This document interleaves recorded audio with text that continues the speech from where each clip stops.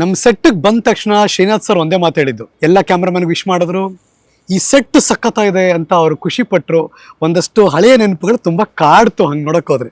ಇದು ಈ ಸೆಟ್, ಈ ತೊಟ್ಲು, ಈ ಲೈಟು, ಹಾ ಚಂದ್ರ ಕಾಣಿಸ್ತಾನ, ಚಂದ್ರನು ಹಾ ಹಾ ಮುಯ್ಯಿಗೆ ಮುಯ್ಯಿ ಚಿತ್ರ, ಮುಯಿಗೆ ಮುಯಿ, ಹಾ ಈ ಸುಂದರ ಚಂದ್ರ ಒಂದು ಅಂತ ಹಾಡಿದೆ, ಮಂಜುಳಾ ಅವರು ಮತ್ತೆ ನಿಮ್ಮ ಜೋಡಿ. ಹಾ ಆ ಹಾಡು ಆ ಶೂಟಿಂಗ್ ಆಗಿದ್ದಾಗ ನನಗೆ ಜ್ಞಾಪಕ ಬಂತು. ವಾವ್. ಅದಕ್ಕೂ ಮುಂಚೆ ಹಾ ನಾನು ಕಲ್ಪನಾ ಓಕೆ.